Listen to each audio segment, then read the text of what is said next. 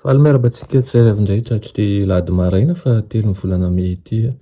Soran'Andriamanitra isika fa mbola meny indray zao maraim-baovao zao indray ahafahantsika mandray ny fahasoavana sy ahafahantsika ihany koa mifandray aminy hatrany. Anderantsika namofonenana io dia hivavaka isika. Tompoandriamanitra tolotra ianao ny deran'ny laza ny asa sy ny voninahitra. Sotranao izay satria mbola mena tombonandro indray ary atolotrao ny fitiavanao hatrany izay tsy lany mamina mba hahafahanay ihany koa mahatsapa fa avy aminao izay. Eto izay ankehitriny koa miasao anatinay ianao. Anaran'i Jesosy, amen. Teny mofonenantsika androany dia manao hoe manorina eo amin'ny Kristy. Izay amin'ny Isaia 7:20 manao hoe dia izao ny lazain'i Jehovah Tompo, iny izao efa nametraka vato aoziona, dia vato voazaha toetra, vato tsara izay fehizoro voaorina ho fanorenana mafy ka tsy mba ho taitra izay mino. Fa tsy misy mahay manao fanorenana afa-tsy izay natao dia Jesosy Kristy hoy Koritianina.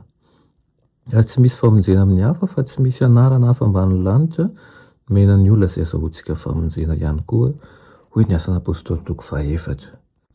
Kristy ilay teny ilay manavaran'Andriamanitra eo aminy ihany no azontsika anorenana toetra izay haharitra.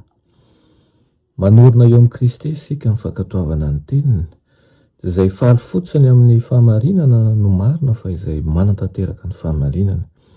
Tsy ny faharavoravoapana tsy akory no fahamasinana, fa ny fametrahana ny zavatra rehetra kosa eo amin'Andriamanitra sy ny fanaovana ny sitrapony raintsika izay any an-danitra.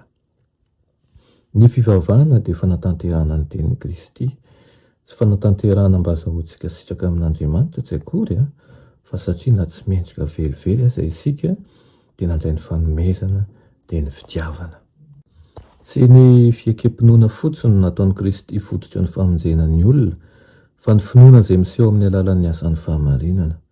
Tsy izay voakasiky ny fanahy ny fony na izay milefitra tsy indraindray amin'ny heriny natao hoe zanak'Andriamanitra, fa io ny Romanina milaza azy manao hoe fa izay tarihin'ny fanan'Andriamanitra no zanak'Andriamanitra. Zanaka lahy sy zanavavin'Andriamanitra isika, mitombo tsara ho tempolo masina ao amin'ny Tompo. Hoy izy hoe koa dia tsy mba vahiny sy mpivahiny intsony, fa tompo-tany mpiray fanjakana amin'olona masina sady ankonin'Andriamanitra natsangana teo ambonin'ny fanorenan'ny apôstôly sy ny mpaminany ary Kristy Jesosy no fehizoro indrindra. Tombotsoa antsika tokoa izany, natao ho lanjaina eo mizanan'ny fitoerana masina ny toetran'ny olona tsirairay. Raha tsy mifanaraka amin'ireo tombotsoa sy fitahiana ny fivoarana ara-pitondran-tena sy ara-panahy, dia asiana soratra hoe latsa-danja manandrify ny anarany. Ny fahazavan'izao tontolo izao no mpitarika antsika ary mihamazavatra ny lalana araka ny androsoantsika manaraka ny dian'i Kristy, izay mandinika amin'ny mpanetsetena ny toetran'i Jesosy dia hitaratra ny endriny bebe kokoa hatrany arakaraka ny androsoany. Koa saina isika hibanjina an'i Kristy, atsapa ihany koa fa efa voavidin'ny rano tokoa ka tokony handeha ampahamarinana sy ampahamendrehana hatrany. Amen. Vavaka isika. Sotranao indrindra izay rehony amin'izany teninao izao amin'ity maraina ity.